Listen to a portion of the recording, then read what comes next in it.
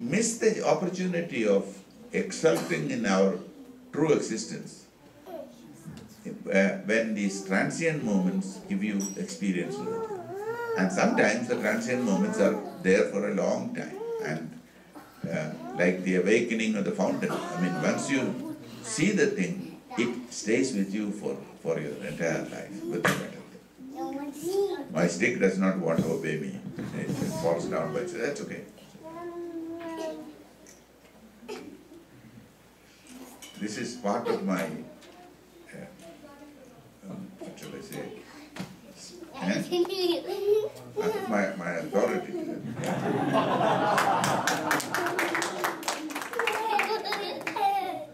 Most of the time it does not do anything for me, but I still feel this is good. These days, of course, you have seen the new Pope, and he does all kinds of things, and making signs. And it is quite clear that great happiness emerges from his encounter with people. Not only for other people, but for him also. He enjoys the thing. The other day he was picking up a kid and kissing him. And it was nice to see a Pope with all these insignia, various people with various colored coats near him, feeling that the child is still a source of joy forever. So, Vedanta is nothing but the recognition that of the true nature of things. It is the nature of reality, and reality is always enjoyable. We don't always enjoy it because we don't recognize it. Sometimes we even resist it, saying that why should this thought come to me? I must do this preparation for this lecture. Why this other thought comes to me? No, it's all right. But then you find that you have a chance encounter with somebody, and then you talk about something, and suddenly what that person talks to you is exactly what you wanted to hear. How did they know these things? They don't know these things. They are good people, but they don't know these things. And there are some people who traditionally have this problem. Namely, they are very nice. And I have a neighbor who I enjoy talking to him all the time, because irrespective of what we talk about, it's always a source of joy. So, happiness is the nature of our existence, and that existence is not something that we have to cultivate. We only have to prevent other things from interfering with it. When you are awake and then you say something, and then you say, oh my God, that was pretty smart. Where did it come from? And you say, oh, it came from you, but not the thinking part of you, but the other part of you. So now once this is understood, then of course you, like in all subjects, in physics for example, when I do the things and other people do the thing, it becomes a big to-do about it. And it contains subscription, superscription, Greek letters and Latin characters and all kinds of things. Why? Because that's the way to codify it. But the insight that goes before the thing is there all the time. And it is not written down on paper. It is not spoken. It is there. So Vedanta says that, look, it's a very optimistic world, because in fact our true nature, your true nature is happiness. And that happiness is unalloyed with anything else.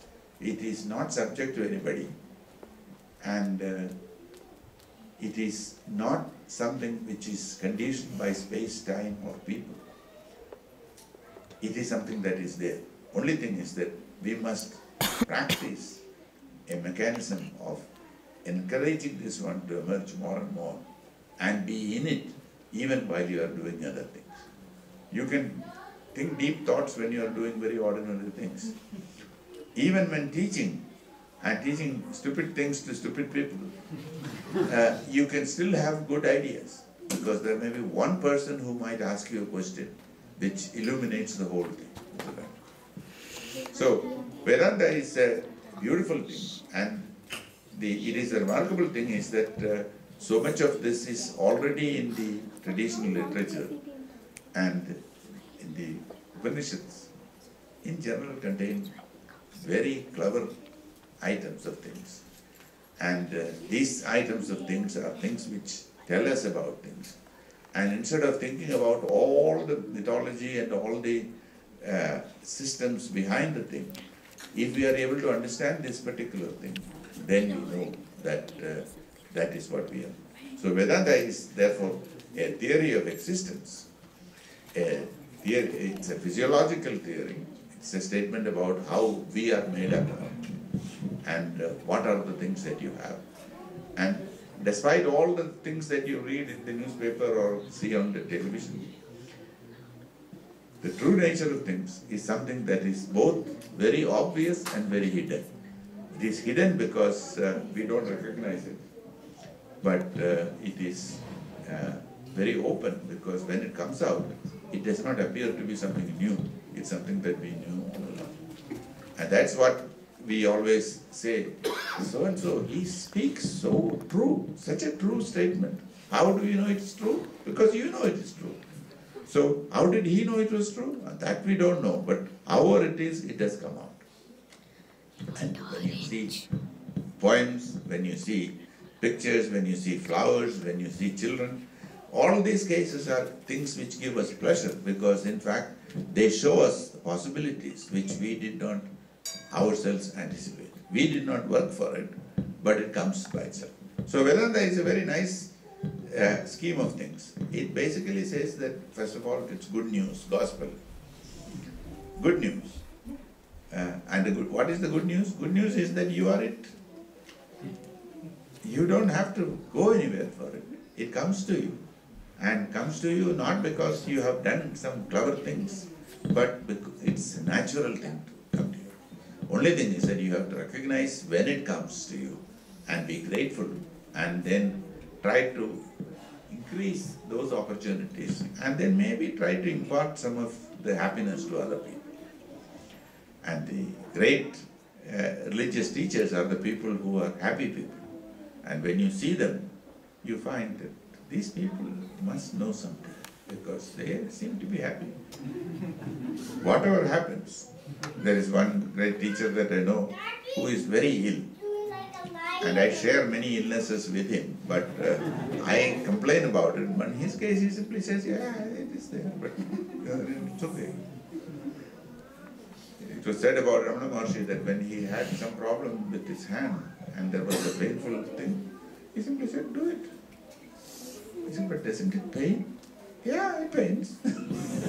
So the point is that the happiness is not because of the absence of pain, but despite the pain, that somehow or other you can overcome the thing. So I think I have talked much more than I should, but if you have any questions or any remarks, I would be quite happy to listen to it. Shall I eat Yes, it? ma'am. Physiological?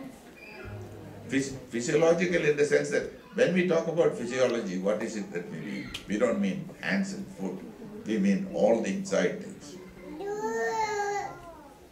And then we say that usually we complain about our stomach only when it growls. But otherwise you don't say, I feel my stomach is very happy. So physiology is in a sense a part of the inner workings of the things. So this is the physiology of existence. Yeah. Sometimes you find people who are happy. Should they be seeking for another state of higher happiness? If you are really happy, you don't want anything higher. You don't also want anything lower. When you are happy, you are happy. I mean, it's very much like when you see a friend, long lost friend, just happen to see him, you feel happy. Do you want to be in a higher state of happiness? No, because that is happiness with regard to it. And the simplest thing is with regard to seeing flowers or seeing small children.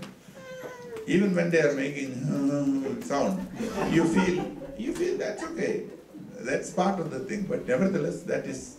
Let's reverse that. Let's suppose that the Pope is very happy. All day. Why would he pick up the kid to feel even happier? Or it's his natural state of being? No, if a person is very happy, he may not pick up the kid, because let the kid have a happy time. No, you don't go out of your way to create a state of happiness, because you say you are in a state of happiness. Only thing is that these things come not because you want to pick up the kid. It just happens. It happens. Yes, sir. So, how does the theory of Vedanta gel with the theory of the evolutionary biology? More specifically, if you say human beings have a higher state, Yes. then does that mean that chimpanzees have a higher state? That I don't know.